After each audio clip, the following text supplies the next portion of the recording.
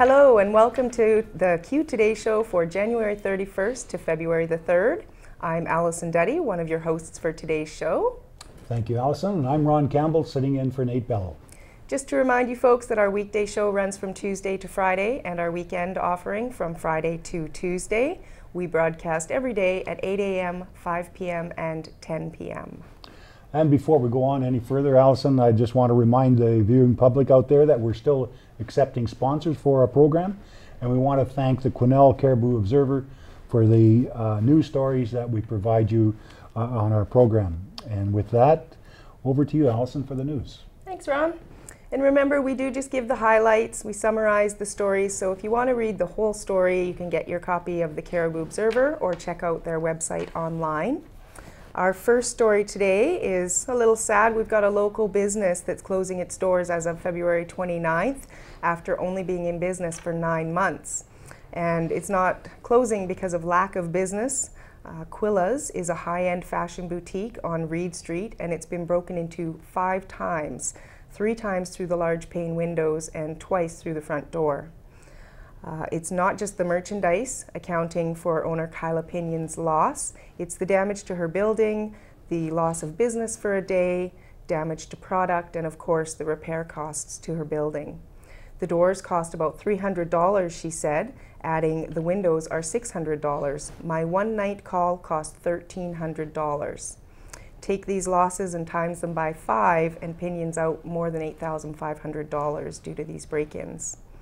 But it's not just about the money, it's about Pinion's dream to own her own shop in her hometown.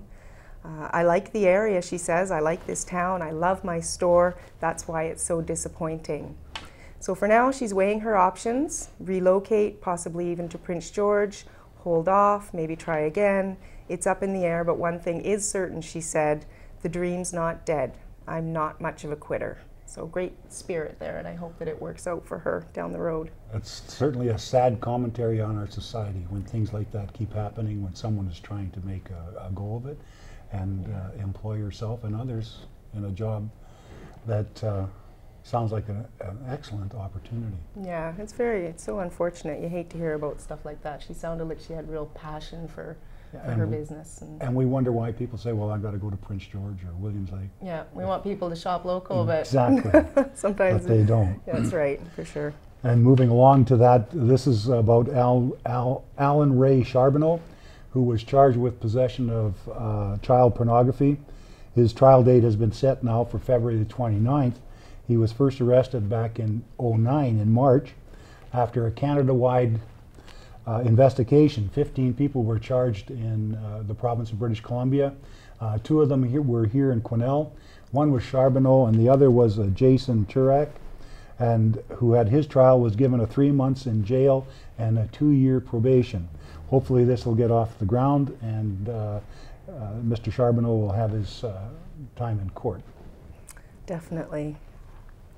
So on February the 18th, Wells will be hosting the 6th annual Wells Snowman International Gourmet Ski Tour. This is a non-competitive event, and various routes can be taken through the lovely Moose Island Meadow and along Cornish Mountain to enjoy international cuisine served at various pit stops along the way. The finish includes a bonfire, dessert, and hot chocolate social at the Bear's Paw Cafe in Wells. And in the evening, participants can watch a selection of films from the Vancouver International Mountain Film Festival. Now, this event only has 100 tickets available. It usually does sell out, so if you're interested, you can register online, and that should be coming up on the screen right below me here. And you can also call the District of Wells for more information at 250-994 3330. Ron. You were just getting choked up because of the delicious event. I'm thinking about all the food and I wish I could hop on some skis and go out for that because I love to eat. Oh, I tell you. But it's going to be very difficult to try and eat and ski at the same time, don't you think? Well, I think you stop along the way and eat your I would meals have or to. snacks. I would have to. Yeah. That's for sure. Michelle and Jillian are 2 trained facilitators at the Amata Transition House, and they're launching a free 8-week pilot project, and it's called Mother Support Group. It starts February the 8th, and they are inviting mothers and caregivers of all ages to take part in this pilot project. And the goal of this pilot project is to create an atmosphere where women feel comfortable in sharing as well as gaining insight into parenting. For more information, please call 250-992-2731. This program will run from February the 8th to March 28th. And you do have to register for that, right, Ron? Yes, you do. Okay. And that's coming up pretty quick, so if you want to get into that. Well, not being a woman, I'm afraid that I won't be able to sign up. Not you in particular, our viewers is I was referring. Thank you. All right, our Winter Carnival is taking place on February the 4th at the West Fraser Timber Park. This 4th annual event starts at 1 p.m. and it is designed to encourage active living through cold weather sports.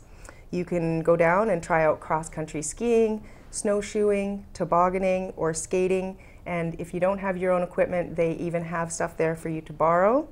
So for those of you out there just waiting for the golf course to open, Ron, I know you are one of those people.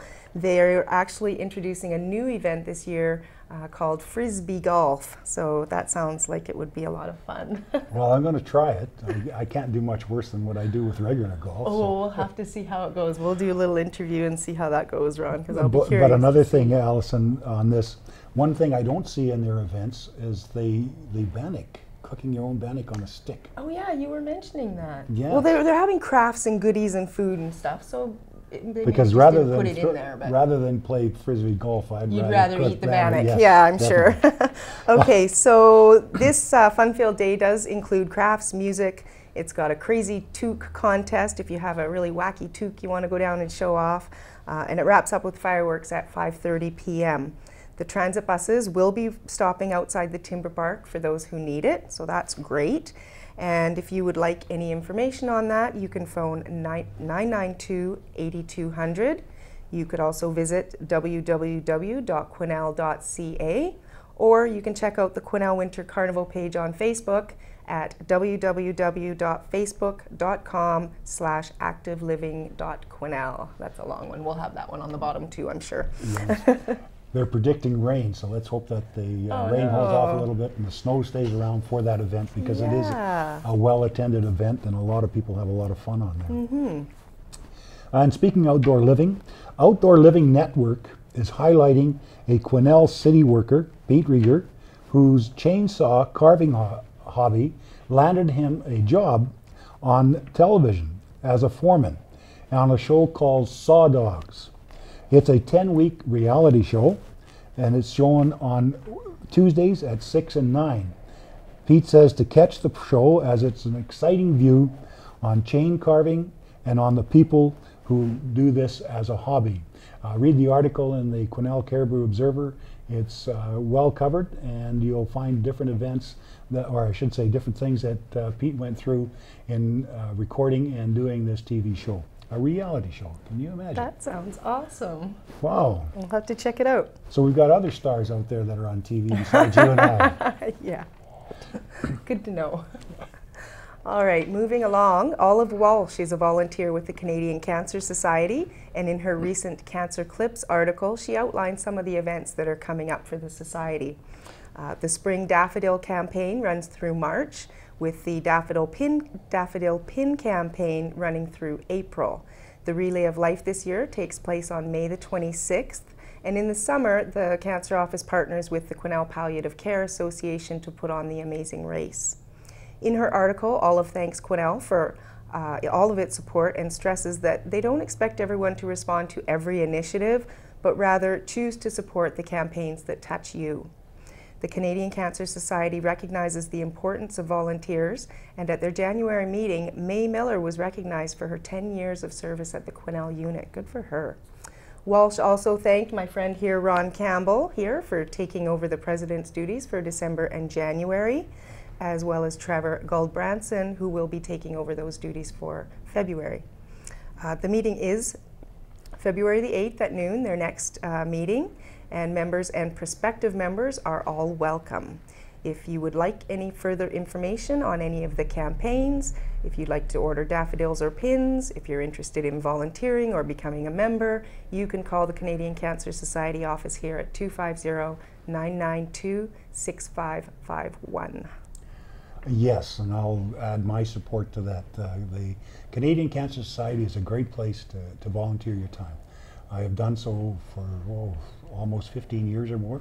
Wow. And I enjoy it, and you work with a lot of interesting, wonderful people. So if you want a place to volunteer, especially for those of you who are retired and soon to be retired, take a look at the Canadian Cancer Society for that. You bet. And now into sports. Allison, the Roos must have taken my advice. Remember I said that they couldn't score goals from the penalty box? Yes, you did. Well, they won their first game of the CIHL playoffs over the Lac-La Hache team, 4-3. They scored in the last few minutes of the third period to take that game. And their next game is here, February the 4th at 7:30 at the Twin Arenas. So I'm asking all you viewers out there and others that hear about this, get out there and support our Roos in their quest for the Koi Cup. That's right. We don't want to lose another hockey team after losing the Mills. That's for that was sure. a tough pill to swallow. So. Yeah. All right, so still with sports, I actually play in the Seniors Curling League, and on January the 10th, I had the greatest pleasure of witnessing curling's most difficult feat, an 8-ender. Percy Hebert of The Observer recently did an interview with skip Dave Parsons, third Larry Paul, Tom Moffat at second, and Rita Poole at lead. Parsons, who's been curling for 30 years, was left with a free draw for the 8-ender when his opponent, Dewey Lund, missed the last shot. Parsons was quick to acknowledge that the 8-point end did not come as a result of poor play by the Lund foursome. They're a good team, he said, we just lucked out. And Ron, I can certainly attest to that because my team played the Lund rink last week and they creamed us. I don't even remember the score. I'm guessing it was about 10-2. So when I read that in the paper, Allison, I thought, you know, it's comparable to a golfer making a hole-in-one on a par 5 that's 500 yards away. Yes, they're very few and far between. I would say that that's probably a once-in-a-lifetime, you know, if you're lucky yes. to achieve that. It's quite an amazing feat. Definitely. So when Dave Parsons was asked if he contemplated retiring now that he's accomplished this dream come true, he emphatically responded, "Oh no, I'm just starting up." Good for him. So if you'd like any information on seniors curling or any of the other curling leagues, you can contact Dave Plant. He's the manager at the curling rink, and his number is 250-992-5813. So congratulations to Dave Parsons. And I was playing on the ice right beside him. It was so fun to see that. Yeah, what an amazing feat. Definitely. And talking about championships, our under-14 ringette team from Quesnel here played Prince George and won 2 games to 1 in order to qualify for the zone championship, or I should say they won the zone championship, which puts them in for the provincial championships, which are going to be held in March, beginning with a tournament which is going to be held in Kelowna. We want to wish them all the best. Another team that is going for a provincial championship, and it's kind of nice to know that we have such competitive, well-trained athletes in our town. For sure, you know, I think we're getting a lot of recognition. We've got James Gemmell, who recently won the sledge hockey gold medal, and the under-14s. The Roos are doing good. Yes. I'm heading off to provincials for the wheelchair curling this weekend, actually. So yeah, it's great to see. And I'm going for the trophy to see how many sports I can watch on TV. on your big movie theater TV screen. Awesome. So coming up next is our photo of the day, and again it comes to us from Dave Sutton. He attended the Robbie Burns Night celebrations at the Legion a couple of weekends ago, and from all accounts the night was a fantastic celebration of the great Scottish poet. Great food, decor, and entertainment all contributed to the success of the evening, and we of course would like to thank Dave again for sending us in those photos. We should have asked Dave, though, to save us some haggis. Oh, yeah, I know. You said you like that stuff. I don't know if I'm brave enough to try it yet. Sure you are. I don't know. It'll be great stuff. Maybe next year. Sorry? We've got to have a quick look at the community calendar. Jumping ahead of myself. That's right, and then we'll be back.